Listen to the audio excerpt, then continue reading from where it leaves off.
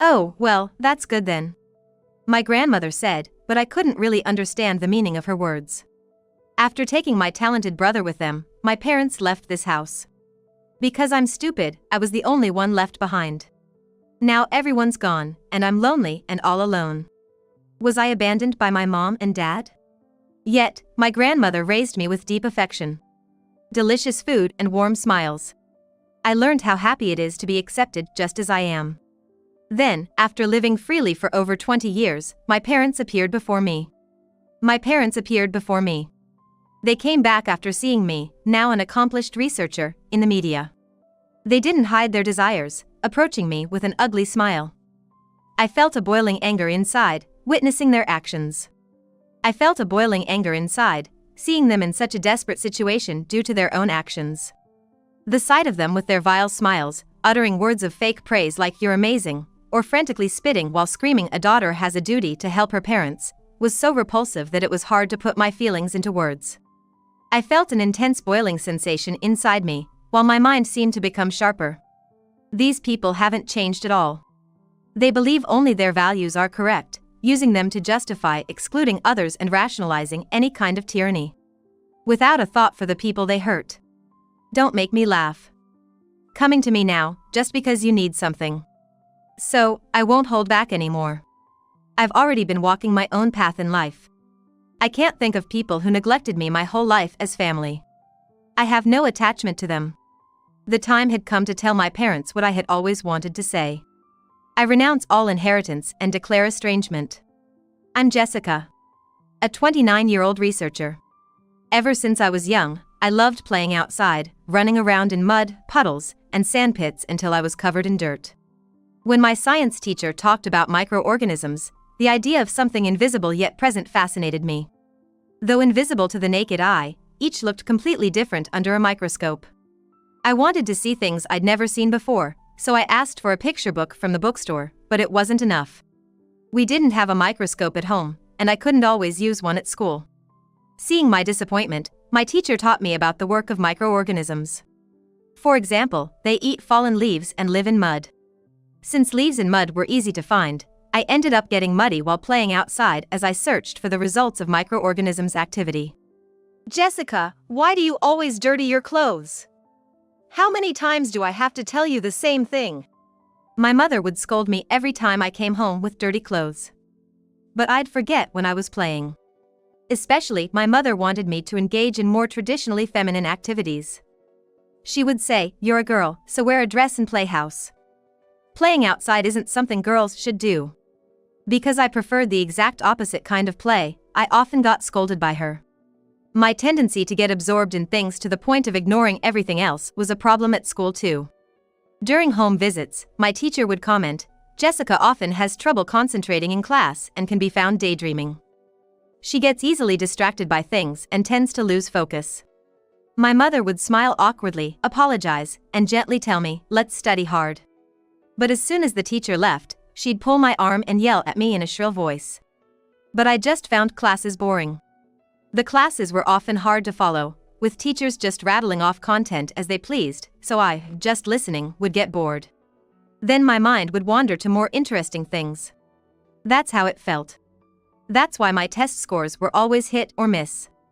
I'd score near perfect on some, and then end up in the 20s on others. My inconsistency meant my report card was a mixed bag. The teachers at school would say, "It's way better to have interests, even if it means varying effort, than to have none at all." But having even one subject below average was unforgivable to my parents. They'd throw my report card aside with disgust, saying, "A fool has no place in this house." My parents were always boasting about their own excellence. My mom, a teacher at a competitive high school, took pride in having attended a university with high academic standards. She believed that good grades and getting into a top university were necessary for a great life. I noticed that people around her were somewhat put off by her rigid values, but my mom either didn't realize it or didn't care, even if she was told. In today's world, it's an educational society. Where you graduated from matters a lot. Anyone who doesn't get that is just a sore loser. It would have been better if she just looked down on others, but she was aggressive towards anyone with a differing opinion, so it was best to avoid conflict. My dad was similar. He graduated from medical school and became a medical researcher, often talking about his work at the university hospital and writing papers. He firmly believed academic background defined a person's worth, often demeaning patients and faculty from other departments based on their alma maters. So, to them, my situation was embarrassingly unacceptable. Unfortunately, I had a brother who was the exact opposite of me. He was the perfect child my parents wanted, obeying them and excelling in school. He got luxurious, nutrition-focused meals and high-quality clothes. I was the opposite. My meals were leftovers from what my brother and parents had. My clothes were either too small or hand-me-downs from my brother. Once I started prioritizing outdoor play over house play, the frequency of getting new clothes dropped significantly. My brother and I were treated differently based on our parents' values. But I still loved my brother, and he was kind to me. My brother, burdened with a ton of workbooks from our parents, was always at his study desk, but he'd help me with my homework and even share his snacks with me, knowing I didn't get any. We both understood, without saying it, that it wasn't wise to go against our parents. The worst came when I was 9. My parents, busy with their work and my brother's education, gradually treated me as if I were invisible. "Fend for yourself," my parents said, and they stopped preparing my meals. While my parents and brother were eating, I was locked in my room under the pretext of doing homework. I was allowed out when my brother went to take a bath, and then I would eat whatever I could find in the refrigerator. For clothes, I wore whatever was clean and available. However, my muddy clothes were often rejected even from the laundry and left on the floor. Conspicuously, a tablet was placed, showing videos on how to use the washing machine, and I learned to do my laundry by watching them. I remember feeling relieved that nobody commented when I managed it myself. There were days when I didn't see my parents at all. They were always busy with work, and on their days off, they focused on my brother. Even if we crossed paths inside the house, there was no eye contact. No response to my attempts at conversation. So, I gradually stopped trying to talk, and my parents continued to ignore my existence even more. They read all the school handouts and provided everything I needed for school. So, I just thought that was how things were supposed to be. I guess my teachers, being colleagues of my mother, didn't think she would go to such lengths. There was never any communication about it. Then one day, when I came back from school, I found a note on the living room table in our deserted house. "Your brother is going to a new school. We've made this house livable for you." At first, I didn't understand. I had heard from my brother himself that he might be transferring to another school. It seemed it wasn't final at that time, but I guess my parents had arranged everything. But the note said they had made the house livable for me. I read it over and over until I finally realized that I was being left behind. My parents were going with my brother, leaving the house for me, implying that they didn't need me. When I realized that, tears started to roll down my cheeks. I was just so sad. Because I wasn't good at studies. Because I didn't obey. Because I dirtied my clothes. No matter how hard I tried to get my parents' attention, doing good things and behaving well, once I did something wrong in their eyes, I was completely ignored. So, I was abandoned, and that fact was unbearably sad. I cried out loud, wailing. As it got dark outside and I grew tired of crying, I started to think again. It's impossible for a 9-year-old child to live alone. Even if I had a house, what about food? Without money, I couldn't do anything. And I didn't want to be alone. Then I remembered. When I was little, I used to visit my grandparents often. They were my mother's parents, and I often stayed at their house. My grandmother worked as a caretaker at a foster home, a short drive away, and I have memories of going there with her. There were many kids my age, and I'm sure we played together. I think it was the year before last, my grandfather passed away, and my grandmother started living alone in that big house. At that time, my mother and grandmother had some kind of falling out, and I stopped going to my grandparents' house or seeing my grandmother. My grandmother was alone too. With that thought, I desperately searched for my grandmother's contact information. All I remembered was my mother's maiden name, my grandmother's last name. Relying on just that, I searched desperately all over the house and finally found it. In an old handwritten contact book under the landline phone. There was my grandmother's last name and phone number. I had never made a phone call myself before. But it was like clutching at straws. I pushed the numbers on the contact book, but realized I needed to lift the receiver for it to work after doing it 3 times. I picked up the receiver, pressed it to my ear, and dialed the number. I heard the ringing tone, and after a few rings, the line clicked, cutting off the sound. Yes, hello? Grandma. Jessica. Grandma! She immediately recognized it was me and, right there on the phone, I managed to explain the situation I was in. Then, Grandma said, "I'll come right away," and hung up. Soon after, she came to pick me up in her car. When she saw me as I opened the front door to greet her, she seemed to catch her breath. She must have been shocked by my shabby appearance, but I was too filled with relief to care. There she was, the kind grandmother I remembered, right in front of me. I was so happy, I just threw myself into her arms. "Your beautiful hair, and your clothes." As she hugged me tightly, Grandma said this, stroking my hair. Her touch was so gentle, it made me even happier. "Come on, grab what you need, and let's go to my place," Grandma said, patting my back. She was taking me to live with her. Yeah. Mom and Dad, they're not coming back, are they? I hesitated for a moment, feeling as if leaving this house would truly sever my ties with my family. Even though I had just cried so much about being abandoned. But still, there was a part of me that was clinging to hope. I'm just a silly girl they didn't want. Well, isn't that good? Grandma said. I didn't understand what she meant by that and looked up at her. You're free now, Jessica. You're free. What do you want to eat? I'll make it. What do you want? What do you want to do? Free. Of course, we'll have some basic rules since we'll be living together. Just to make sure neither of us feels bad or has a hard time, okay? Yeah. Apart from that, you're free. Do lots of things you like, have fun. That's what you can do now. Her words warmed something inside me. Being free to have fun. I wasn't quite sure what that life would be like, but an exciting expectation was growing inside me. Afterward, I moved in with my grandma and transferred to a new school. It was a peaceful rural area where Grandma lived, and the school was small with few students. Maybe because of that, being a new student was a novelty, and everyone was kind to me. The teachers paid close attention to each student, and I no longer got scolded like before. Jessica, you have things you like, that's great. Research the things you're interested in. There should be books in the library. But remember, balance is important. Pay attention in class, finish your homework. Then you can do lots of things you like. Everyone accepted me. They helped me when I didn't understand something. They didn't deny who I was. I think before, I was never really seen for who I am. But now, they just naturally accepted me as I am. So, I started to smile a lot more. And near Grandma's house, it was like a treasure trove for me. It was a place where ancient fossils and buried forests had been discovered, and although no major excavation work was being done now, remnants must still be there.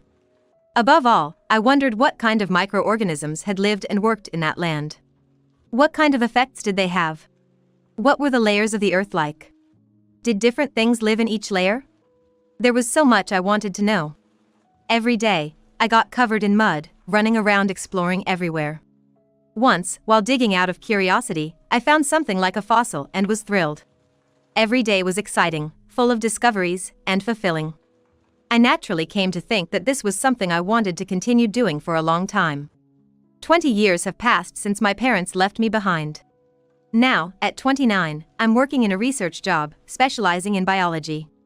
Raised by my grandmother, after high school, I went on to college for 4 years to earn my bachelor's degree, followed by a master's and doctorate, totaling another 4 years. I successfully defended my doctoral thesis and obtained my PhD, landing a job at a well-regarded research institute right out of school. Right after taking me in, my grandmother somehow got in touch with my mother and insisted she pay for my education and upbringing. Naturally, my mother was reluctant, but Grandma threatened to consult child services, the police, and hire a lawyer to sue her if she didn't fulfill her obligations. Worried about their reputation, my parents begrudgingly transferred the bare minimum amount of money to my grandmother. Of course, that wasn't enough for tuition, so I used grant-type scholarships and honors student programs to complete my studies as quickly as possible. Now, I'm working on things I've always been interested in, like fossil excavation, understanding the conditions and age of the land, making my life quite fulfilling. Although research institutes are known for their excessive overtime, often exceeding 100 hours a month, I don't differentiate between working hours and overtime. I research to satisfy my curiosity. I use numerous methods to find answers. It feels like there's just not enough time for the simple act of learning. Of course, some colleagues have left, unable to endure this environment, but for me, the job is enjoyable without any hardship. Being nicknamed a physical and mental powerhouse at work is something I take as a compliment. Having been denied the chance to do what I wanted and my feelings negated in the past, I relish the opportunity to delve into my interests and make new discoveries in this job. Since childhood, I've been intensely interested in one thing, which often became a target of criticism from adults, but now, I can use this trait effectively in my work. My grandmother helped me learn how to manage this trait, turning it into a strength that I could use as my weapon. As a result, I understood how to study efficiently, improving my grades. I did well in my entrance exams and could fully utilize this trait in my research. I organize and prioritize multiple tasks in my head, completing them one by one. The sensation of my brain nearly boiling over as I scrutinize information and find answers brings an indescribable pleasure. This job is indeed suited for me. Recently, I received an award from a prestigious society for discovering and elucidating the unique functions of a rare microorganism found in the sand samples I analyzed during an overseas fossil excavation. It all started with my curiosity about why this microorganism was present in that particular stratum. As I unraveled the mystery through research, I learned about its critical role in evolution, prompting me to quickly write and submit a paper. This discovery kept me abroad longer than expected, and I got tied up in non-research related meetings and media interviews, consuming extra time, but I managed to return to the States. Just when I thought I could return to the Institute to continue my other research, I was ordered by the director to take a few days off as a reward, delaying my plans. Since these opportunities are rare and there's not much else to do, I decided to visit my grandmother. So, I headed straight to her place from the airport. You've been busy again, haven't you? Not really. It's more that the non-work stuff is bothersome. Ah, I saw you on TV. That party. You were wearing such a lovely dress.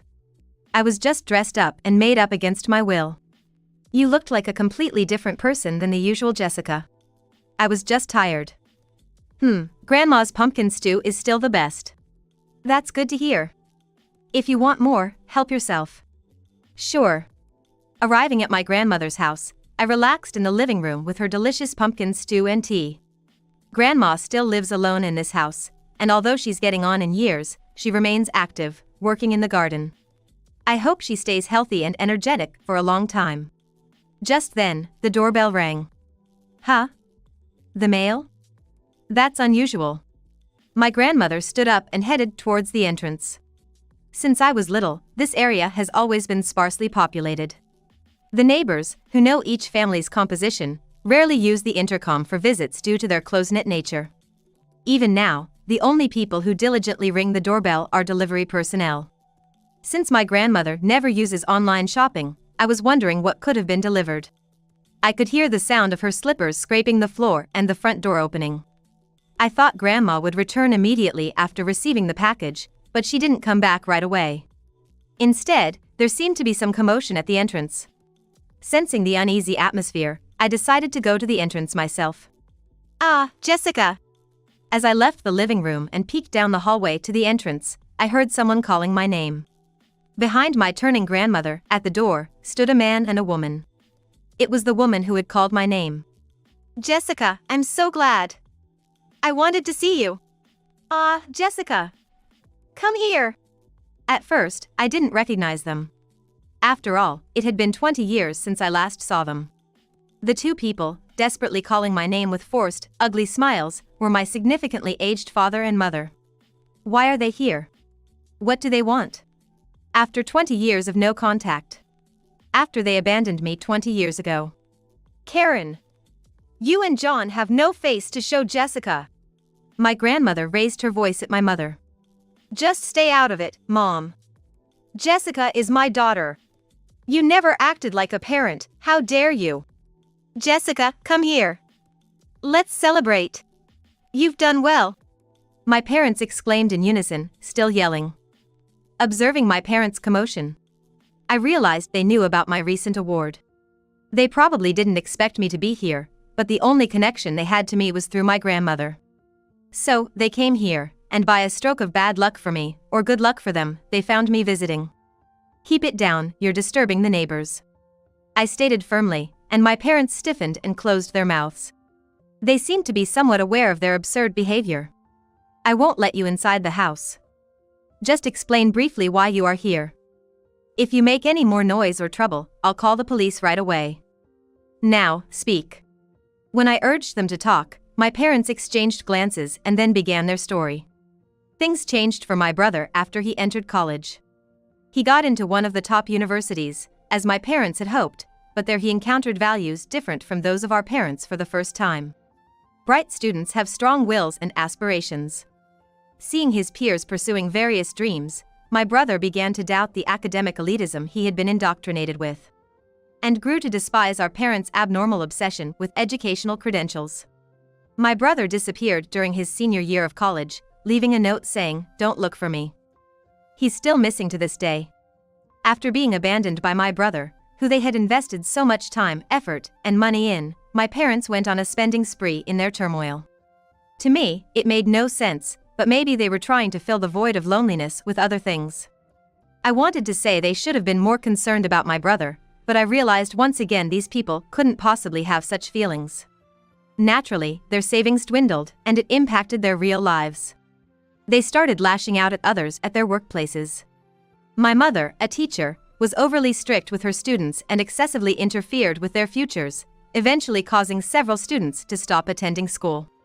She also harassed and verbally abused younger colleagues, leading to recordings of her actions being submitted to the Education Board, resulting in disciplinary action. Both parents are being threatened with lawsuits by lawyers from both sides.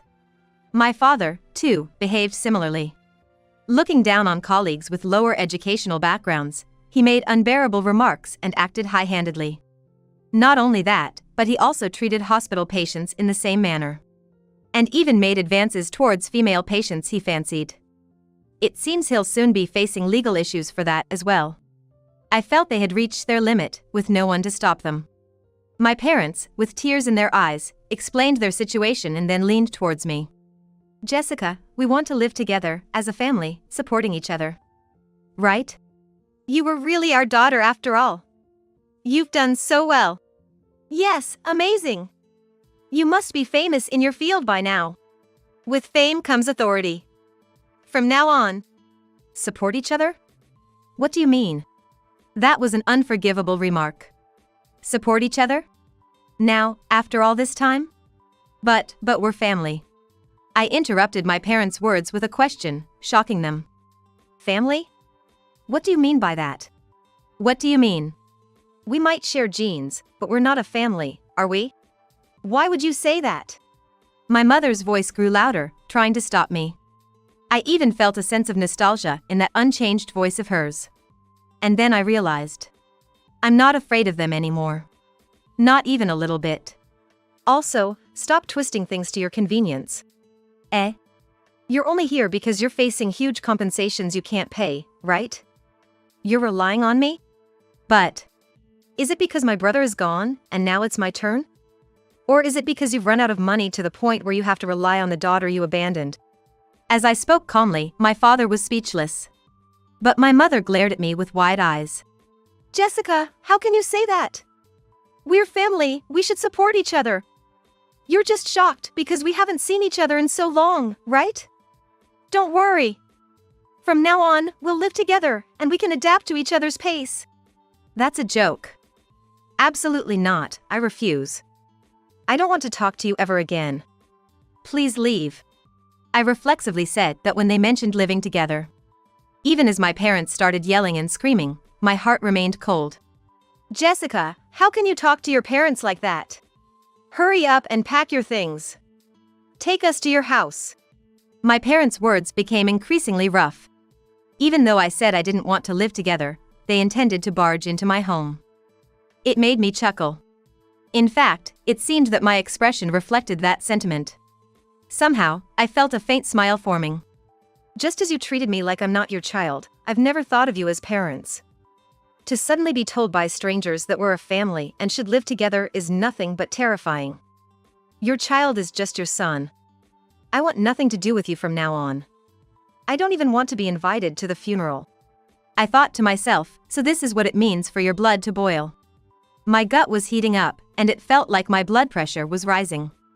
However, my mind remained calm. It was as if a cool breeze was sweeping through my thoughts. It's something I've thought about for a long time. Cutting ties might be necessary for inheritance issues that might arise in the future, but severing the parent-child relationship would be impossible. However, if I cut ties in practice and simply didn't communicate, that should work. Finally, my parents turned red in the face and started yelling. "What are you doing, acting on your own? Who do you think paid for everything? Daughters have an obligation to help their parents. Do you understand how incredibly ungrateful you sound?" Once again, my parents began to yell, and I could only sigh. I wondered how I could make them understand. Do you seriously think that just by giving money, you can call yourselves parents? My grandmother said it in a calm voice. I thought she was absolutely right. To me, those people weren't parents. Being a parent is a fact, isn't it? That's right. It seemed my grandmother's words didn't reach them. They continued to make incomprehensible claims loudly. My grandmother sighed at their persistently loud and incomprehensible arguments and turned on her heel. My parents were still shouting. At that moment, I suddenly heard a police siren getting louder and louder. I wondered if there had been an accident, but the car stopped in front of my grandmother's house. Police officers got out of the car, and there was a crowd of people around the patrol car. Even in this rural area, if a loud argument like this happened, the neighbors would notice it quickly. It seemed they had called the police thinking it was a major incident. Despite being in the countryside, my parents seemed greatly flustered by the appearance of the police. They put on unnaturally friendly smiles and stammered in their responses. When I explained to the police that my parents left with only my older brother, and today, for the first time in 20 years, they said they want to live together, the people around us started to murmur. My parents glared at me, but their response seemed to make the situation more believable. The police officers kept my parents away and, in the meantime, we closed the front door and locked all the doors. As expected, my parents didn't come to the house afterward. I heard from the neighbors that my seemingly nice parents had a conversation with the police for a while, and then they left as if nothing had happened. After that, several days passed, but there was no sign of my parents. It seems that even the neighbors are keeping an eye out, but it seems that the two of them haven't come near this area. Could it be that they just came to visit me as a last resort? I had to return home before the vacation ended, and I had relaxed a little. When a visitor came to my grandmother's house again. "Hey, long time no see, Jessica. Big brother." A man with a sun-kissed tan and long hair, casually tied up, stood there. I realized at his mouth when he called my name and smiled. Standing at the entrance was my brother, who had gone missing just a while ago and hadn't been heard from for several years. I brought my brother into the living room and listened to the details. While interacting with various people in college, my brother became aware of our parents' abnormality and had been patiently waiting for an opportunity to escape from that house while working part-time. He had accumulated enough funds, and when the time was right, he left the country. His goal was to see various people and various parts of the world. While traveling around the world, he worked locally, and he said he took many photos. When he posted those photos on social media, a publishing company contacted him, asking if he wanted to open a photography shop. He accepted the offer in exchange for them providing him with photography jobs, and that's why he had returned to the States after several years. "When I was in Rome, I happened to see you on the news, Jessica." "Oh, from when I won the award?" "Yeah, that's right. You mentioned Grandma in the interview, didn't you?" "I came back to the States because I wanted to see Grandma, but I also wanted to meet you, Jessica. So, I asked Grandma for your whereabouts. It worked out perfectly." My brother laughed cheerfully, but then he straightened up and looked at me seriously. "Jessica, I'm really sorry for everything up until now." "Huh? Why are you saying this all of a sudden?" "It's not sudden. I've been wanting to apologize to you every time I saw you." My brother wasn't smiling at all. I didn't really think much about it back then when we were living together in that house. We didn't have meals together, and on holidays, I was the only one our parents would take out. Even though there was an obvious difference in the clothes we wore, I didn't find it strange. I was just focused on my studies, and during that time, I thought we were just normal siblings who played together. He said, furrowing his brows and clenching his hands on his knees, shaking his head. When I mentioned having a sister to the people in my college seminar, sharing stories from our past, they were all shocked. That's when I finally realized that you had every reason to resent me. I should have gone to apologize immediately after leaving home. I shouldn't have procrastinated until a time like this. I'm sorry for living carefree while you were going through a tough life. He lowered his gaze. I really should have gone to apologize as soon as I left home. But I'm sorry I put it off until now. I'm sorry that I thought it was normal for you to live a normal life when you were going through such a hard time. His heartfelt apology made me consider resenting my brother for the first time. However, I couldn't summon any negative feelings towards him. I didn't harbor thoughts like why only me or why just my brother. At that time, I was preoccupied with our parents to the point where those thoughts rarely crossed my mind. I'm not angry, and I don't resent you. Back then, you were the only one who really talked to me. I said. My brother's face contorted in a pained expression upon hearing these words. As tears welled up in my brother's eyes, our grandmother approached with mittened hands holding a plate. Would you both like to have some candied sweet potatoes?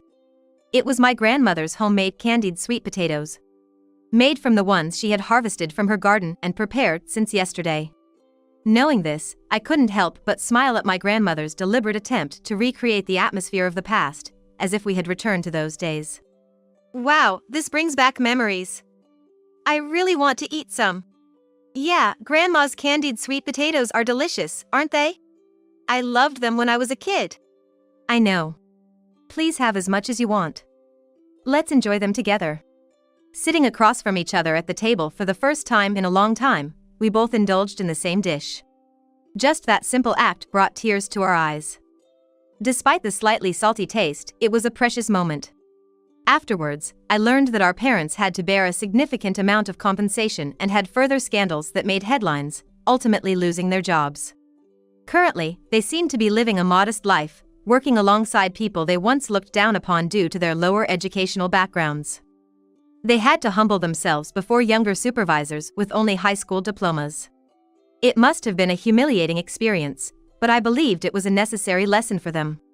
My brother and I, who had been separated for 20 years, began to frequently communicate, share meals, and visit our grandmother's house together. I was truly happy to spend time with my brother as a family. Grateful for the moments we shared with our grandmother, my brother, and me, I felt content in both my personal and public life.